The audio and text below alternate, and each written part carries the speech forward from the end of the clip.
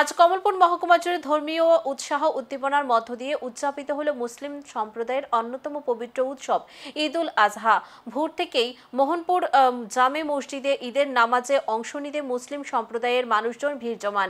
সকাল 8:30টায় কড়া নিরাপত্তার মধ্য দিয়ে ধর্মীয় ভাব গম্ভীর পরিবেশে নামাজ অনুষ্ঠিত হয়।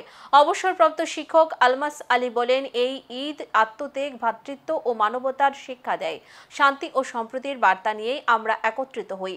কমলপুর মহকুমার গঙ্গানগর, মানিক বান্ধার এবং মেথির মিয়া, দক্ষিণ হালহালি, সোনারায় ও লাটিয়াবিল সহ বিভিন্ন মসজিদে ঈদের নামাজ শান্তিপূর্ণভাবে আদায় করা হয়। ঈদ নিয়ে কি বলবেন? আজকের ঈদটা হচ্ছে ঈদ উল আজহা, মানে এটা হচ্ছে ত্যাগ এবং তিতিক্ষার ঈদ। নিজেকে মানুষের মধ্যে যে পশুত্ব আছে, এই পশুত্বটাকে কুরবানি দিয়ে সৎ এবং মানবিকতা এবং বিশেষ করে মানবতার কাজে প্রত্যেক মানুষকে নিয়োজিত করার জন্য এটা 1450 বছর আগের থেকে এটা পালন হয়ে আসছে। তারই সাথে সারা বিশ্বের মধ্যে আমরা বলবো, সারা জাহানের মধ্যে আমরা বলবো, এই ঈদের শুভেচ্ছা বার্তা সবার কাছে পৌঁছক, আমরা যাতে শান্তি সম্প্রীতিতে বসবাস করতে পারি।